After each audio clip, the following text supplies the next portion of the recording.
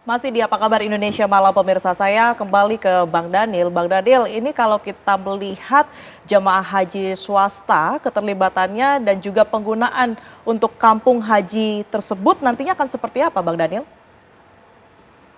Ya, tentu penggunaan dari asrama haji atau maaf kampung haji nanti itu ya tentu untuk jamaah haji kita dan juga tentu untuk jamaah umroh yang jumlahnya itu cukup besar. Jamaah haji kita setiap tahun lebih dari 200 ribuan, sedangkan jamaah umroh kita berdasarkan data pemerintah Saudi Arabia itu 2,5 juta jamaah per tahun. Kalau data dari Kementerian Agama yang lalu itu sekitar 1,6 juta. Iya. Tapi saya gunakanlah data yang dari Arab Saudi selama ini mereka menyebutkan jamaah haji kita itu jamaah umroh ya maksud saya Oke. jamaah umroh kita itu ada sekitar 2,5 juta, sedangkan jamaah haji sekitar 200 ribuan lebih, atau kalau bicara kuota 2025 atau 2026 nanti itu sekitar 221 ribu. Nah, itu adalah uh, para pengguna kampung haji nanti, dan itu akan apa berdampak luar biasa. Nah, bila ditanya misalnya bagaimana peran swasta, misalnya para para swasta baik itu yang berkecimpung di industri perhajian atau umroh, juga swasta yang di industri-industri keuangan lainnya, di Inpres nomor 15 tahun 2025 itu diatur Mbak Tiara. Jadi sumber-sumber keuangan pembangunan kampung haji di masa yang akan datang ini itu setidaknya melibatkan berbagai pihak. Pertama, sumber keuangannya berasal dari pengolahan keuangan oleh Danantara. Kemudian kedua, sumber keuangan yang bisa berasal dari sumber lainnya, misalnya sektor swasta. Jadi sektor swasta yang memiliki sumber-sumber pembiayaan yang cukup itu bisa terlibat nanti sebagai salah satu investor dari pembangunan kampung haji ini. Nah, tentu swasta yang ingin dilibatkan secara maksimal itu adalah swasta dalam negeri gitu ya. Dalam hal ini ya tentu teman-teman yang selama ini berkecimpung di industri PIHK misalnya atau PPIU dan sebagainya. Kemudian juga ada apabila dibutuhkan nanti sumbernya berasal dari APBN. Itu pun kalau dibutuhkan, kalau kemudian misalnya sumber keuangan dari Danantara, kemudian sektor dan sumber lainnya itu tidak bisa mencukupi, kemudian ada sumber keuangan lainnya yaitu APBN, Baik, Bang termasuk Daniel. sumber keuangan Ya, dari dari BPKH. pengelolaan keuangan haji yang selama ini BPKH. dilakukan oleh BPKH. Kira-kira begitu, Mbak. Baik, tapi kalau yang berhaji melalui swasta seperti apa Bang Daniel? Tidak melalui pemerintah, seperti Ya, Furoda misalnya? nah, itu kan yang disebut ya, itu kan yang kita sebut sebagai haji khusus ya, yang Hmm, dikelola oleh teman-teman PIHK. Nah, tentu himbauan kita tentu bisa menggunakan kampung haji juga dan terlibat dalam oke. proses pemanfaatannya.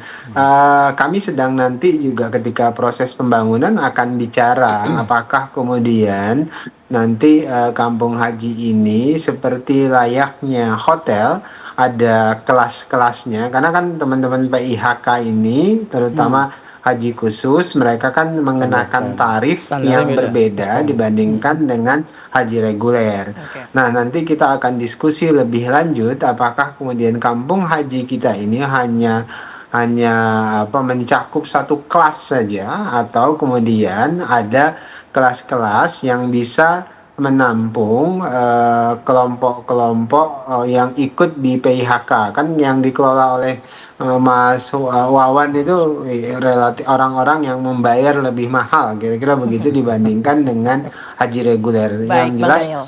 pada tataran itu secara teknis nanti Kementerian Haji dan Umroh akan bicara dengan Danantara dan juga dengan Kementerian Investasi. Begitu Oke. Mbak Tiara. Baik, Kang Wawan, tanggapannya mungkin? Ya, terima kasih Bang Wamen. Ini luar biasa.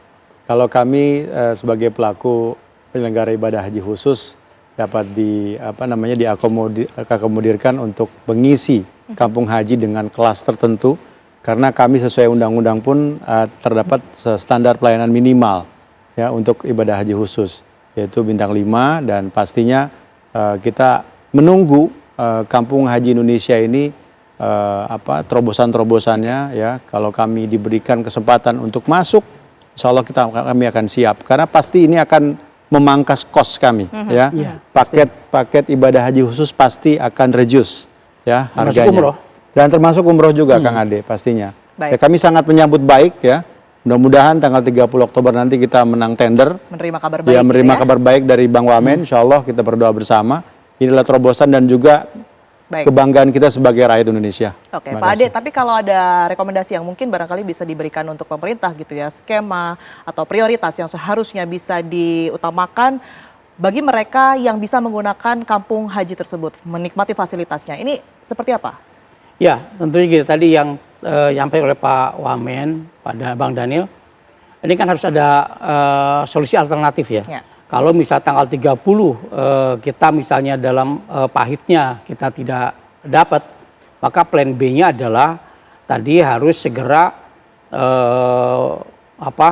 mencari gedung-gedung yang kapasitas besar, dan itu harus long sistem kontrak jangka panjang 25 sampai 100 tahun misalnya, dan itu bisa kita bayar di awal. Tapi tentunya tidak jadi kampung haji, tapi akan walaupun tidak jadi kampung haji tapi minimal mengurangi jumlah gedung yang begitu banyak menjadi semakin sedikit. Yang kedua adalah tadi lagi-lagi adalah tersenter dalam satu wilayah, misalnya di Mispalah atau di Ajijia. Karena kalau saya lihat yang besar-besar itu hotel di Ajijia.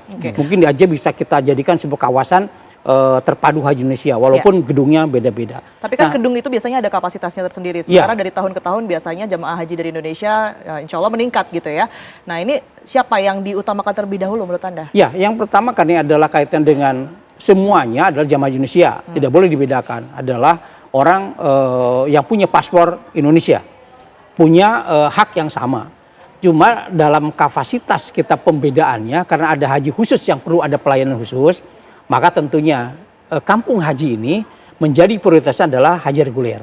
Tanpa bukan mengesampingkan PIHK. Tetap PIHK juga harus dikomodir. Tadi kalau misalnya Pak Bang Daniel sampaikan ada nanti klaster yang memang akan dibangun misalnya standarnya adalah bintang 5. Tapi kalau belum memungkinkan maka karena PIHK sudah punya jalinan yang luar biasa, pasar bebas. Pasar sudah terbuka. Maka juga jangan khawatir. Karena juga ini kan nggak mungkin sekaligus jadi. Ini mungkin 2, 3, 4 tahun, 5 tahun yang akan datang. Paling tidak pondasi sudah diletakkan. Jadi nggak usah khawatir, dalam 5 tahun juga teman-teman Arab Saudi masih bisa menikmati kue ini. Oke. Saya kira Baik. itu. Bang Daniel, ada juga publik yang menanyakan gitu ya, setelah nantinya kampung haji ini sudah berhasil terrealisasi, nantinya yang akan mengelola siapa Bang Daniel? Ya, yang mengelola nanti adalah Danantara. Memang seperti tadi saya sebutkan, leading sektor dari negosiasi, kemudian pembangunan, itu adalah Danantara. Sesuai dengan Inpres yang hari ini dipimpin oleh Pak Rosan Roslaini. Makanya Pak Rosan terus melakukan negosiasi, kemudian Presiden juga akan langsung terlibat dalam proses negosiasi, bicara dengan Prince MBS. Nah, kami di Kementerian Haji dan Umroh itu bertanggung jawab terkait dengan bagaimana penggunaan dari kampung haji ini nanti, Mengisinya. kemudian terlibat dalam proses persiapan desainnya dan sebagainya, kemudian proses bisnis lainnya, kemudian kelayakannya. Dan jadi kampung haji ini kenapa kemudian dikeluarkan Inpres, Mbak, nomor 15 itu, dia kerja dari multisektor dari beberapa kementerian. Misalnya proses negosiasi juga melibatkan Kementerian Luar Negeri, kemudian juga melibatkan kementerian-kementerian yang lain. Jadi dia multisektoral, multi institusi yang terlibat bersama-sama di dalam persiapan kampung haji ini, dan yang memimpin adalah leading sektornya adalah Danantara yang dipimpin oleh Pak Rosan Roslaini.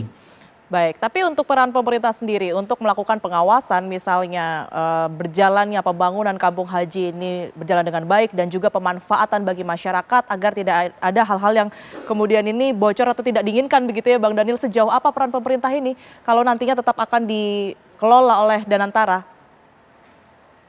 Ya, seperti standar tentu kan kita punya lembaga pengawas ya, dalam hal Oke. ini ya ada DPR, kemudian ada BPK, ada KPK, ada Kejaksaan dan sebagainya yang pasti akan terlibat, Mbak.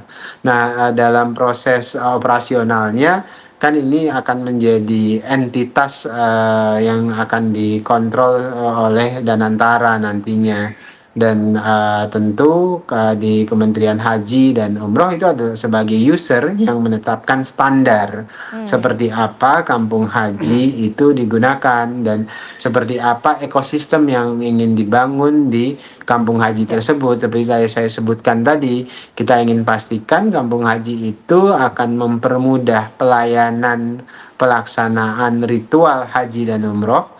Kemudian kedua, kita ingin memastikan ekosistem ekonomi haji itu terbangun dengan baik, terlinkage juga dengan perhajian di dalam negeri kita. Baik. Kemudian ketiga, itu kita ingin pastikan bahwasannya proses pembinaan itu harus berjalan lebih efektif dan lebih terintegrasi di kampung haji nanti. Oke, baik. Saya ke Kang Wawan, singkat saja mungkin harapannya ya untuk apa yang kemudian sudah diupayakan oleh pemerintah ini bisa maksimal dan juga dibantu oleh teman-teman travel haji dan juga umroh juga, Kang Wawan. Ya, pertama kami berdoa ya, semoga 30 Oktober nanti ketika lelang ini dapat membuahkan hasil yang baik untuk kita semua. Ya.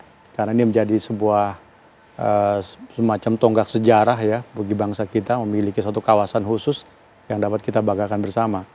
Lalu kami juga dari sektor swasta ingin sekali dilibatkan secara aktif ya, baik penggunaan untuk haji maupun umroh ke depannya. Dan terakhir kami dari Asosiasi Bersatu ingin juga bukan hanya bicara tentang pelaksanaan ibadah, namun kami yakin ada berbagai macam manfaat yang ada dalam suatu ekosistem di kampung haji tersebut dan mudah-mudahan ya diantaranya yaitu akomodasi, ya, konsumsi dan lain-lain ini bisa dibuka peran swasta untuk masuk ke dalamnya.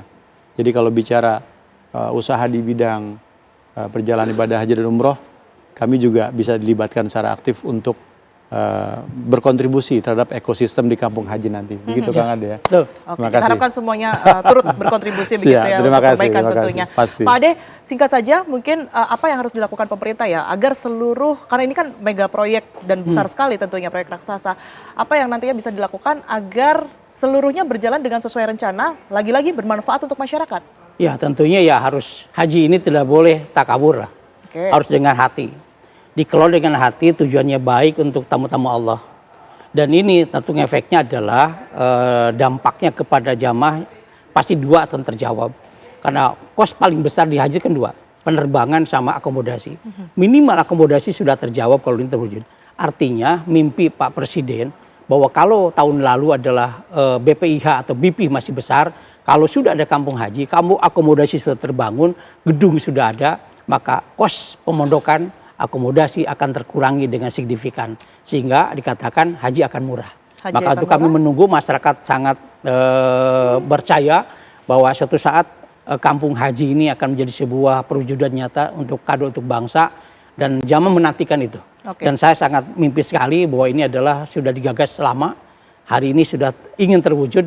Kalau itu terwujud maka luar biasa lah. Kita bisa menimpa dan kebanggaan sebagai bangsa kita di sana. Bukan hanya LTH, tapi adalah kampung haji Indonesia. Oke, tidak lama lagi akan terwujud. Tentunya kita harapkan meringankan masyarakat seluruhnya ya, masyarakat mengurangi Indonesia. beban. Mengurangi beban. Terima kasih banyak Pak Ade, kemudian juga Kang Wawan dan juga bergabung bersama kami Bang Daniel Anzar Simanjuntak. Terima kasih sudah berbagi informasi dan juga perspektifnya di Apa Kabar Indonesia Malam. Sehat selalu semuanya.